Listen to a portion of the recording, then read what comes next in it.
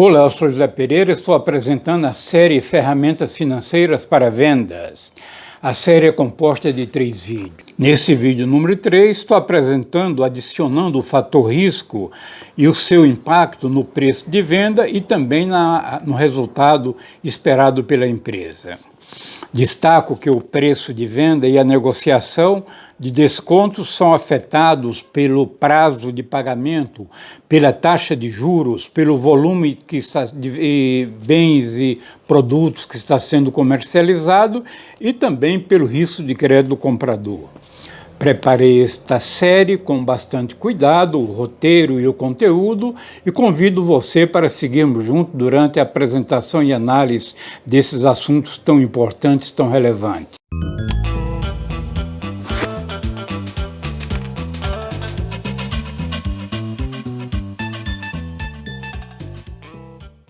Muito bem, estamos apresentando a série Ferramentas Financeiras para Venda. Neste vídeo especificamente, vamos apresentar o tema risco, preço e resultado. A série é composta de 3 vídeos e este é o vídeo número 3, portanto, o último da série. O conteúdo deste vídeo será distribuído em 4 tópicos principais. O primeiro tópico, vamos abordar o dilema do risco de crédito. No segundo tópico, os incobráveis e o valor presente dos recebíveis. No terceiro tópico, os custos variáveis e as despesas de cobrança. E, finalmente, no tópico 4, vamos condensar os pontos principais de modo a facilitar a reciclagem, o aprendizado e o aproveitamento das informações do conteúdo do vídeo de uma forma geral. Então, vamos lembrar que, se você ainda não tiver inscrito em nosso vídeo, aproveite para se inscrever, aperte o sininho para que você seja notificado quando novos vídeos forem lançados. Convido você a deixar o seu like e a compartilhar esse vídeo com as pessoas do seu relacionamento que tenham interesse nos temas apresentados aqui, ou seja, desconto, preços e prazos, por exemplo.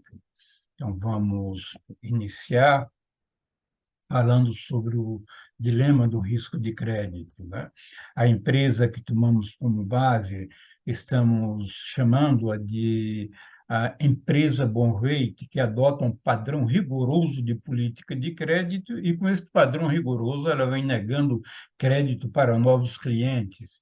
Outras áreas da empresa entendem que este rigor é excessivo, portanto, essas áreas vêm questionando a política atual da empresa por ser muito rigorosa.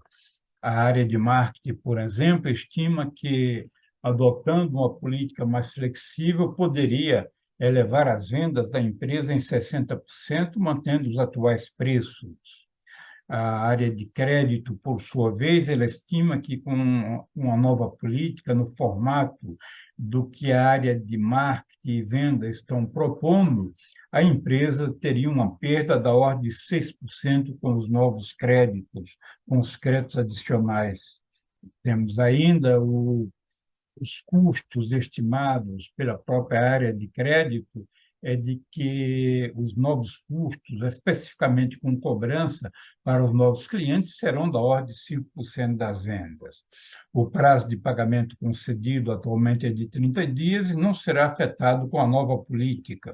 O custo capital para financiamento dos recebíveis é de 30,96% ao ano.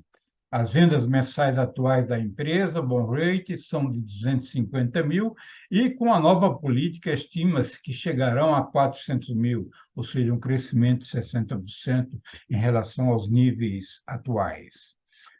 Recomendamos o livro Análise Financeira das Empresas como uma bibliografia para quem tiver interesse em pesquisar, em compreender de uma forma detalhada e didática os temas deste vídeo, ou seja, desconto, prazo de pagamento, preço de venda, entre outros temas apresentados. Então, vamos iniciar no tópico 2, abordando os incobráveis e o valor presente dos recebíveis. Nesta tabela, estamos apresentando, portanto, na linha 1, o faturamento atual e 250 mil, e também na proposta em estudo, esse faturamento atual de 250 mil vai ser o ponto de partida. Na linha 2, estamos colocando o adicional de 60% de crescimento nas vendas para a situação proposta, que representa 150 mil. Portanto, as vendas para as duas situações estão explicitadas na coluna 3, 250 na política atual e na política proposta, a expectativa de vendas da ordem de 400 mil. Vamos agora considerar as perdas de 6% com os clientes para as vendas adicionais. Então, note na linha 4 que temos 9 mil, que corresponde a 6% da linha 2, que é 150 mil. Nessa condição, a linha 5 vai mostrar os valores a receber em 30 dias, ou seja, 250 para a política atual e 391 mil para a política propostas. Esses 391 mil, ele equivale à linha 3, os 400 mil, que é o volume de faturamento, menos a perda concreta, 9 mil, na linha 4. E, portanto, a linha 5 está explicitando 391 mil. O taxa de desconto a ser adotada, ou o custo de capital, melhor definindo, será da ordem de 30,96% ao ano, conforme já foi mencionado, né? Então, na linha 6, estamos mostrando esse custo de capital, do capital utilizado no financiamento dos recebíveis, ou seja, 2,242%, tanto para a política atual quanto para a política proposta, considerando que o prazo de pagamento permanece, ou seja, 2,242% corresponde à taxa, ao juro para o capital empregado pelo prazo de 30 dias, né? O fator de atualização, a linha 7, é 0,9781, também igual para as duas condições. E na linha 8, o valor presente, que é 244.518,75. A linha 8 representa a linha 5, 250, para a política atual, vezes a linha 7, 0,9781, que é o fator de atualização, resultando no valor da linha 8, 244.518,75. Para a linha, para o equivalente relativo à proposta que está em estudo, ou seja, a proposta para ampliação das vendas em decorrência da flexibilização das políticas de crédito, teremos o valor da linha 5, 391 mil, multiplicado pela linha 7, o fator de atualização 0,9781, resultando em 382, 427,33. Então, até a linha 8, compreendemos que o valor presente dos recebíveis, portanto, para a política atual, 244.518,75, e para a proposta em estudo, 382, 427,33. Precisaremos agora adicionar os componentes e vamos verificar, nesse tópico 3, o efeito dos custos variáveis e das despesas com cobrança. Nessa nova tabela, estamos resgatando, na linha 1, o valor do faturamento das vendas para as duas situações, 250 e 400 mil, respectivamente para a situação atual e para a política proposta, conforme já mencionamos nos slides anteriores. Em decorrência do volume de venda do faturamento, sabemos que os custos variáveis representam 60% do preço de venda.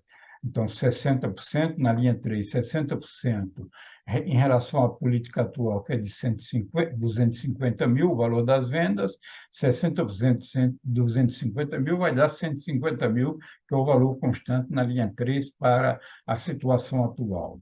Esse mesmo valor de 60% na linha 3 para a situação proposta leva a 240 mil.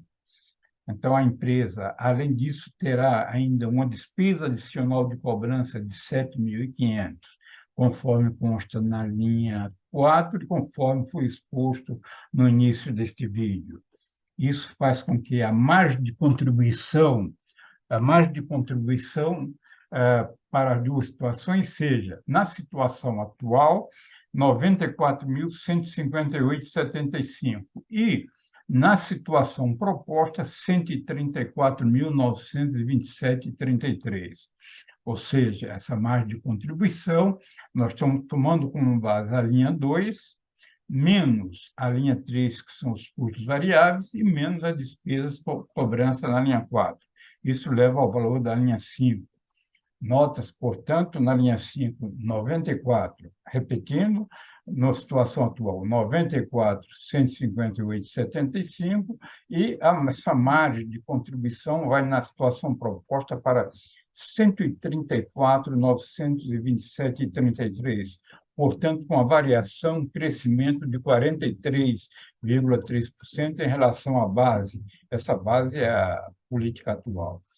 A margem de contribuição agora, se compararmos a margem de contribuição com o valor presente das vendas, né, do faturamento, dos valores a receber, da linha 2, observamos que a margem é de 38,6% na política atual e essa margem vai cair para 35,3%. Então, o valor, em termos absolutos, cresceu 43,3%, conforme mencionamos e observamos na linha 5. Agora, comparando a margem com a linha 2, observamos que houve uma pequena queda. De qualquer modo, está havendo a conveniência em função de uma melhor utilização da capacidade instalada, ou seja, dos custos fixos e da margem de contribuição efetivamente.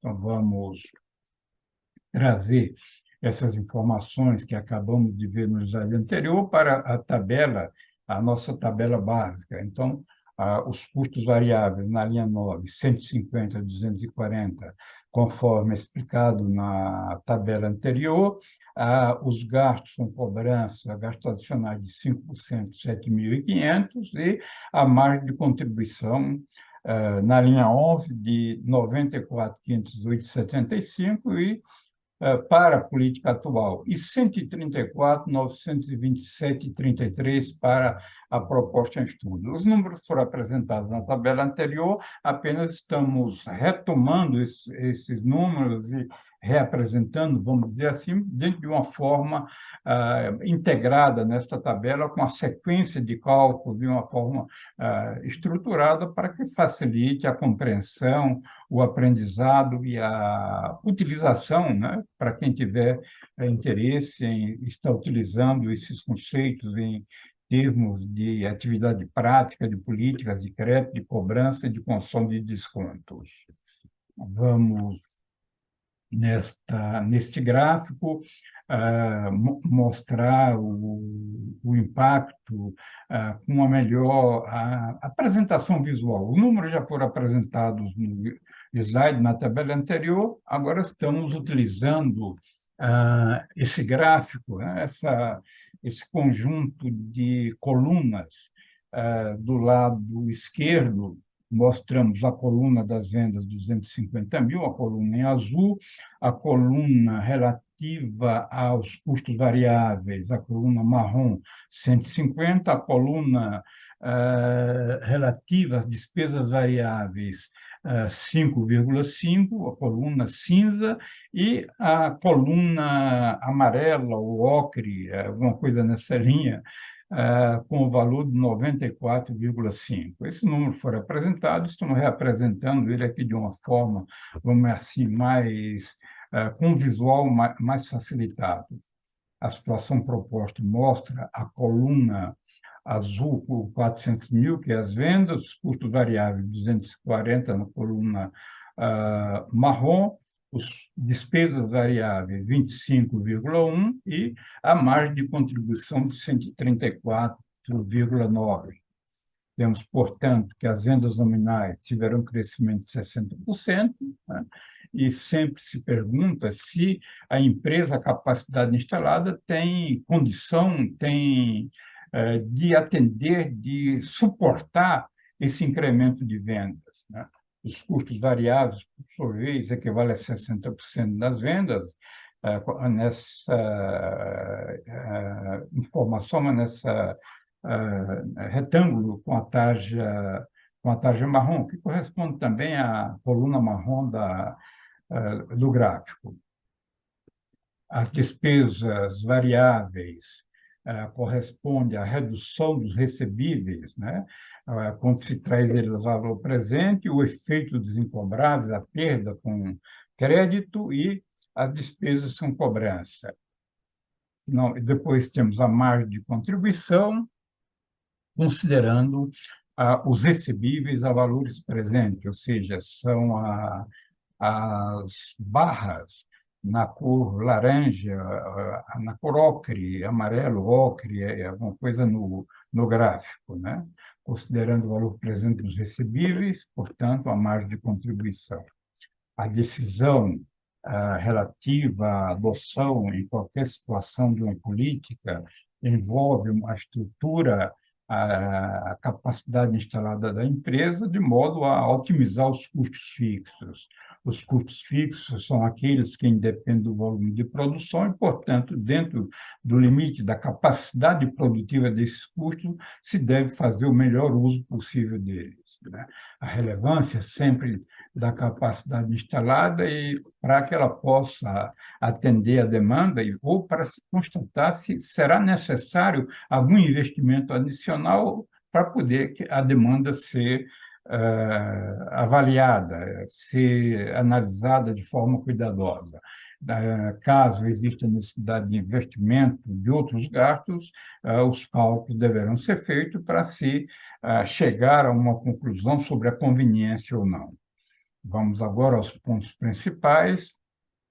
Nessa tabela que já foi apresentada, a última linha mostrou a margem de contribuição de 94.518,75 para a política atual e de 134.927,33 para a proposta em estudo. Portanto, a proposta mostra um adicional, uma contribuição de 40.408,58.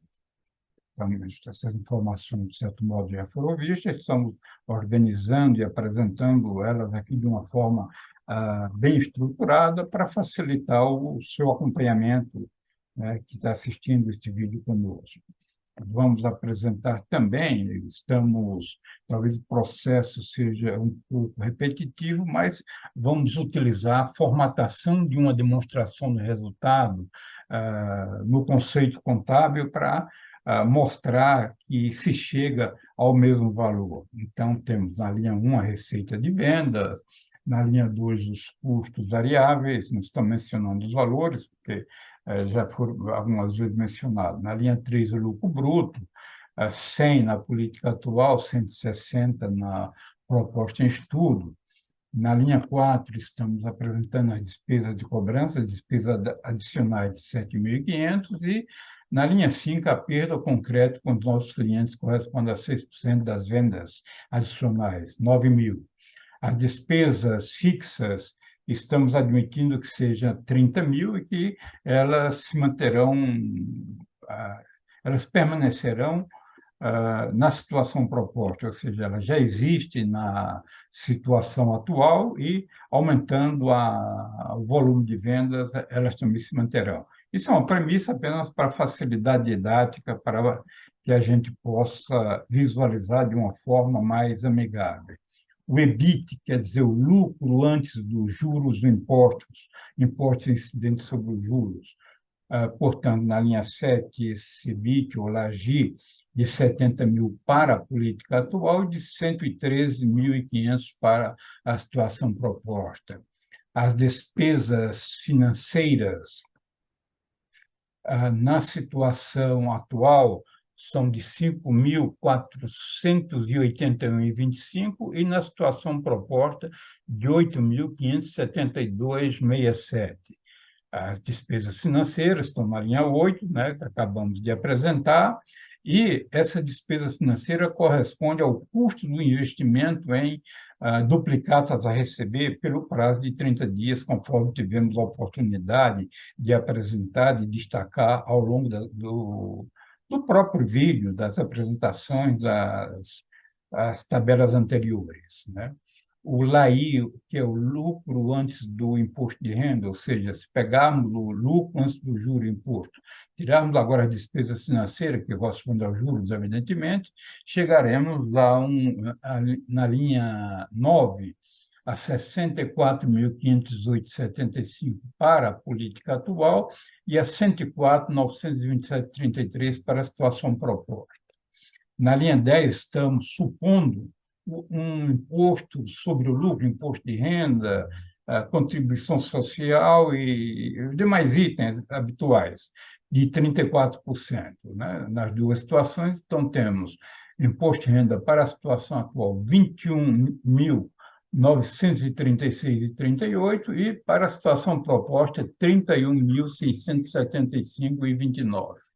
A linha 11 mostra o lucro líquido para o período, né, de um mês, de 42.582,38 e de 69.252 reais e 4 centavos para a situação proposta ou para a proposta em estudo. Então, isso nos permite, reforça que a situação proposta, a flexibilização da política de crédito poderá ser uma medida interessante para a empresa e que vai ajudar a agregar valor, né? Notamos, portanto, nessa linha do LAI, na linha 9, que é o lucro antes do imposto de renda, que é 64.508,75, conforme já falamos, na situação atual e 104.907,33 na situação proposta. A diferença de um para outro, 40.408,58, conforme tínhamos apresentado, já tínhamos mostrado em outras tabelas. Essa tabela, conforme mencionamos, ela tem o formato de uma demonstração de resultado, que é um formato bastante amigável. Bem, vamos então ainda nos pontos principais, né? Ou dentro dos pontos principais, destacar que os conceitos e cálculos são importantes parâmetros para a definição das políticas, né? Esses conceitos, esses cálculos foram apresentados, né? E gestores de vendas, profissionais de crédito, gestores de recebíveis, são os principais usuários, ou estão entre os principais usuários deste conceito, dessas políticas, dessa metodologia apresentada, né?